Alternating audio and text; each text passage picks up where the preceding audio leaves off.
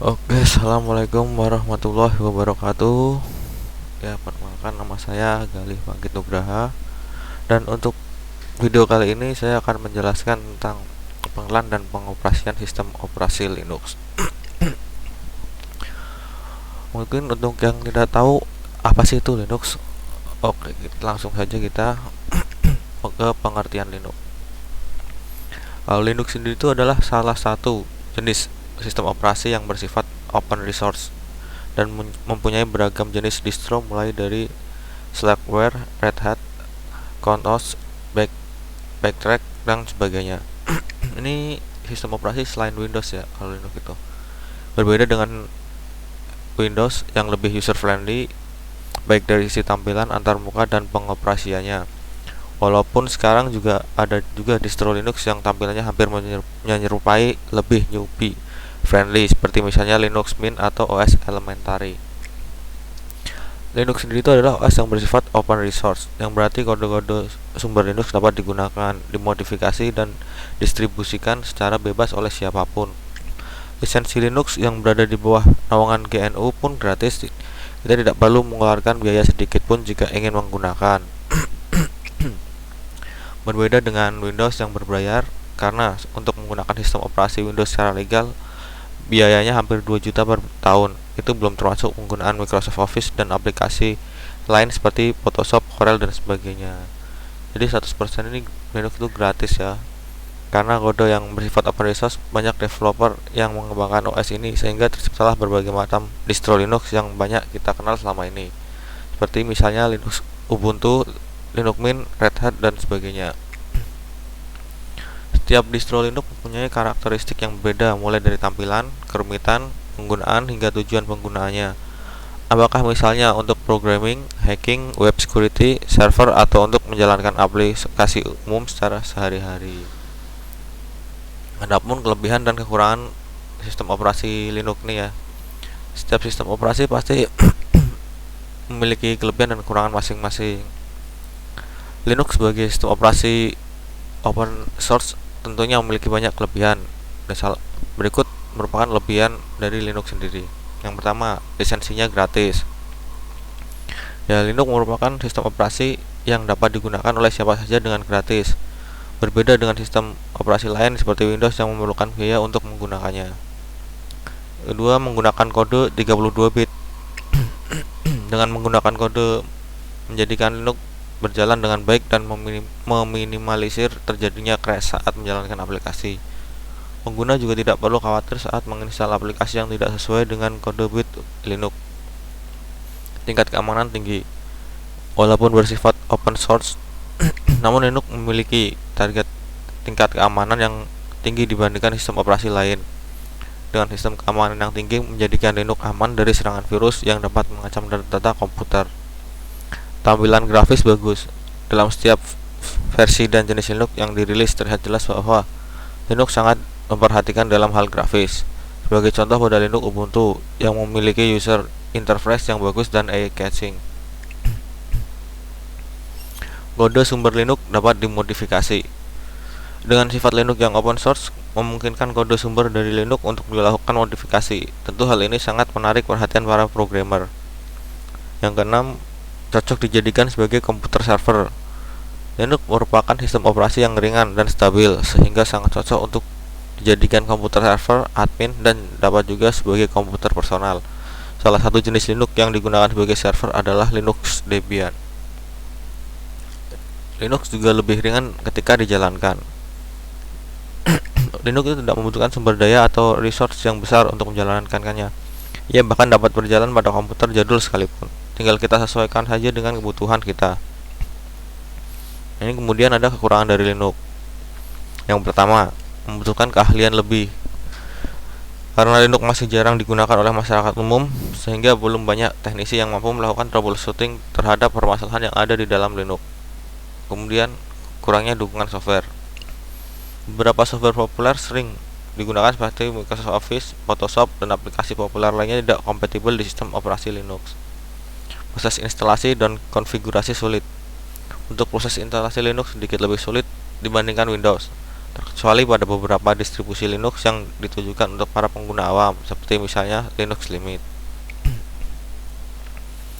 Macam-macam distro Linux tuh ada banyak ya. Dengan distro Linux ini adalah sebuah sistem operasi atau perangkat lunak yang dikembangkan menggunakan kernel Linux. Ada berbagai macam distro Linux. Di antaranya yang pertama, Red Hat. Red Hat adalah distro Linux yang menjadi sistem operasi pertama yang menggunakan sistem RPM, Package Manager. Red Hat dikembangkan oleh perusahaan yang bernama Red Hat Inc. Kedua, CentOS, Community Enterprise Operating System, dikembangkan oleh The CentOS Project dengan menggunakan kode sumber dari Red Hat. Fedora. Fedora merupakan distro Linux yang dalam pengembangannya disponsori oleh Red Hat. OpenSUSE. Distro Linux ini dikembangkan oleh OpenSUSE Project dengan tujuan supaya kinerja Linux lebih stabil dan user friendly. Kemudian ada Mandrake. Sistem operasi Mandrake dikembangkan oleh perusahaan yang bernama Mandriva. Sistem operasi ini juga menggunakan sistem RPM Package Manager. Kemudian ada Debian yang diciptakan oleh Murdoch dan menjadi salah satu distro Linux yang paling diminati karena tingkat keamanannya yang tinggi. Debian bisa digunakan sebagai sistem operasi server. Ubuntu. Ubuntu merupakan distro Linux yang dikembangkan oleh perusahaan asal Afrika Selatan, yaitu Kononica Ltd. Nama Ubuntu juga berasal dari bahasa Afrika Selatan yang berarti kemanusiaan.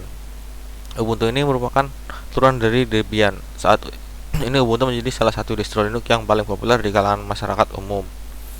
Kemudian ada yang terakhir, Mint. Distro Linux ini dibuat dengan berbasiskan pada Debian dan Ubuntu.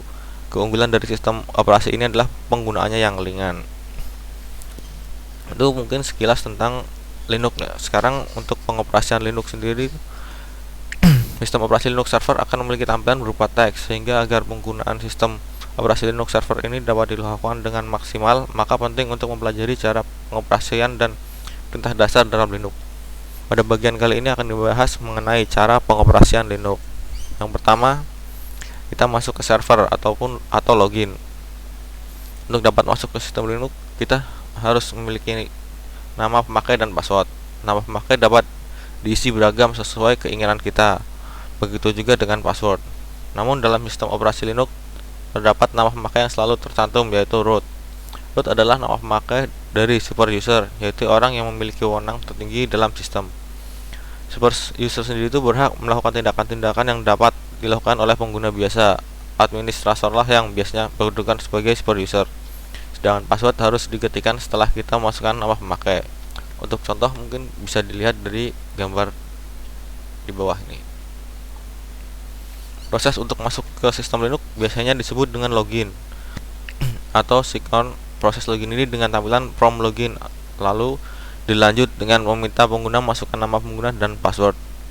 Jika nama pengguna dan password yang dimasukkan benar, maka pengguna akan masuk ke sistem. Namun jika salah, pengguna akan dapat mengulang memasukkan nama pengguna dan password lagi hingga benar. Prom Shell. Prom hanya muncul pada pemakaian interaktif. Pada modus non-interaktif, yaitu modus yang secara otomatis mengeksekusi suatu perintah, misalnya suatu aplikasi. Begitu proses login dilakukan, prom tidak tampil. Muncul prom menandakan bahwa Shell atau penerjemah perintah siap menerima perintah dari pengguna. Segala sesuatu yang diketikkan oleh pengguna lalu diakhiri enter merupakan perintah yang akan dieksekusi oleh Shell. Prom Shell di Linux akan diistilahkan dengan tanda-tanda berikut. Ini adalah maksud dari istilah data tersebut. Ini ada 3 ya contohnya.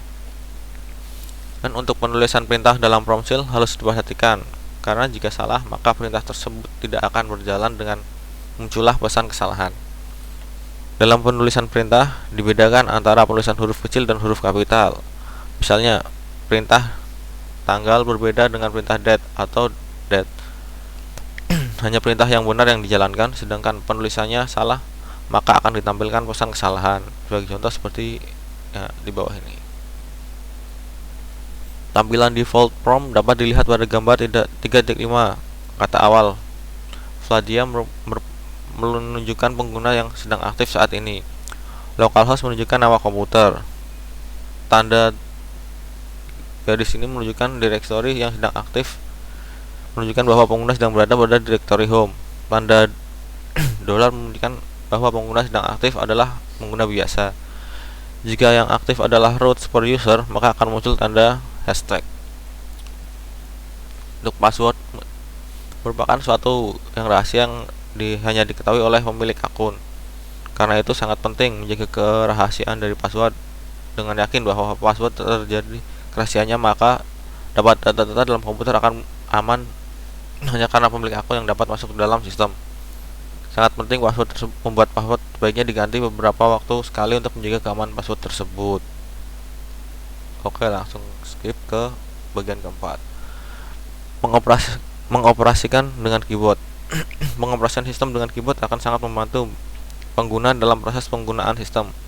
Oleh karena itu, perlu diketahui beberapa cara mengoperasikan sistem dengan keyboard seperti di berikut. Yang pertama, membetulkan salah pengetikan.